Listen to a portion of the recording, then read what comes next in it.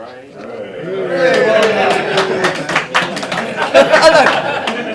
I got just a lot. I forget things as you get older, so I make notes. And at the very top, in big letters, I've put ladies. Anyone know why? Because this course is being closed all next week for the ladies. Yeah. Major competition, and they're desperate to have people assisting round the course. Now I've put myself forward on Thursday afternoon. I know our president's put himself forward for several sessions, Mr. Griggs, and they really could do with a few more to make the week go smoothly. So please give it a thought, because probably a lot of you like me are having a courtesy round somewhere else during the week, so it's a chance to put back. So I've done the ladies, can't have a go at me. I've done. I'm going to say well done really to our farmer Caudle.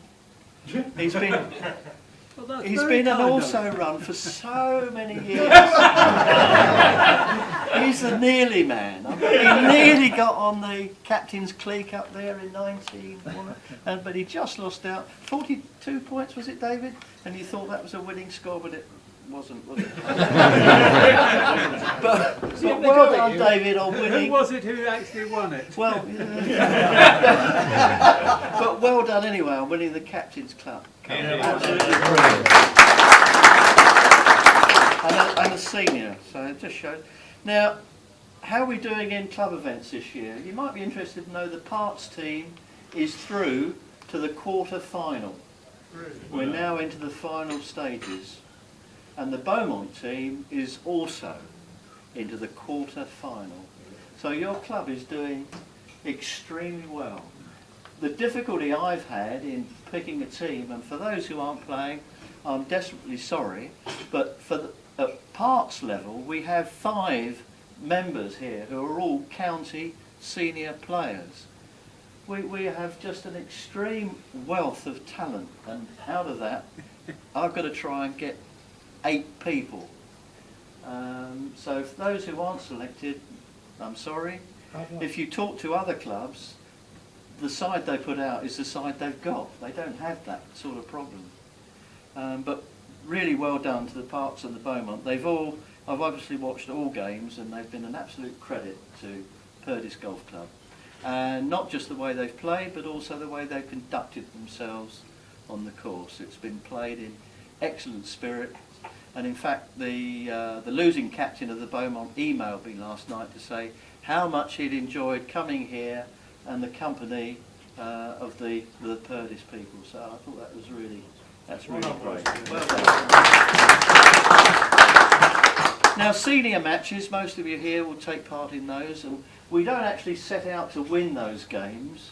It's nice to win, but we don't pick a side to win. We share the matches around. Pairings, Jim does the pairings, and all I say to Jim is try and put people with people that they're not used to playing with. So we're not structuring a side to go out and win. Nevertheless, and this is why I'm mentioning it, out of 10 games we've played so far, we've won 7 of them, we've halved 1, and we've lost 2, and the 2 we lost were only by 1 hole. So for setting out not to win, and just really the main thing is to enjoy ourselves, through doing that we're not doing a bad job. So keep it up.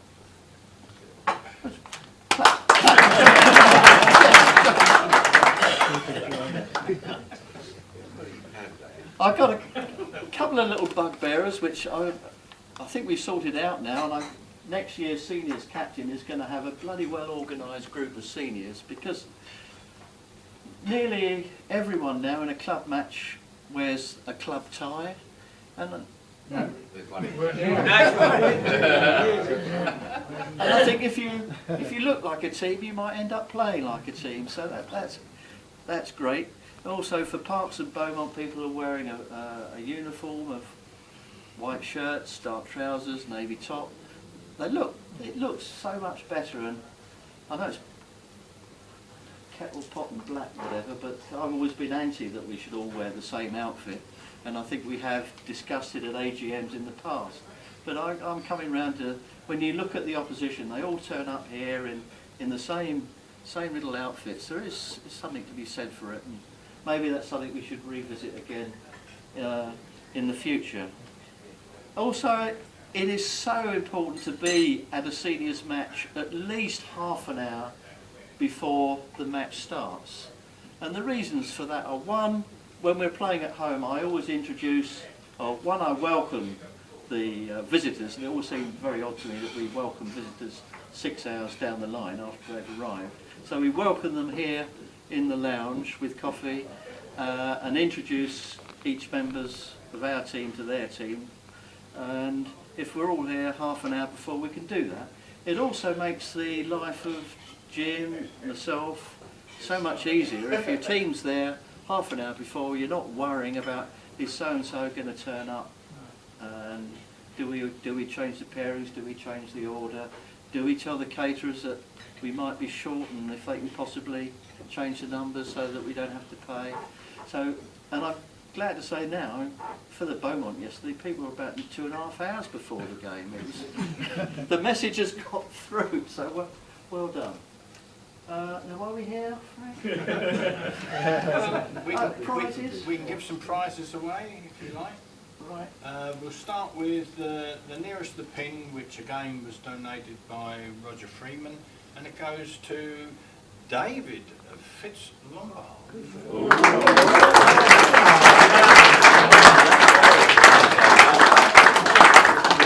Hello, David. Club time. Well done, Fitz. There were 3 cards with 40 points. Unfortunately, Alan Bussell and Colin Bloomfield missed out with only 19 points on the back 9. Our heart bleeds for you, Colin. But third, with 40 points and 21 points on the back 9, are John Edwards and David Key. Oh.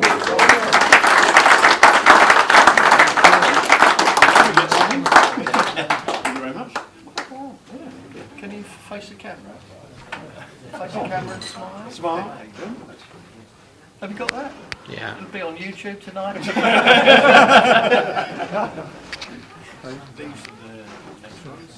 And second with 40 points, but 22 on the back 9, are Billy Thompson and Peter Skinner. Turn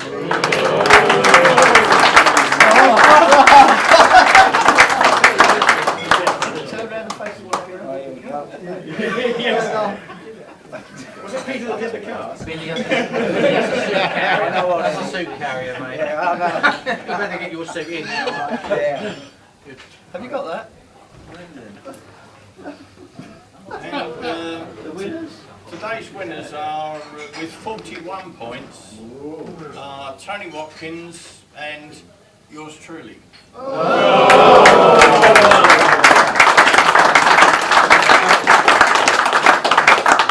Tony. Captain, I do hope all the cards have been properly checked.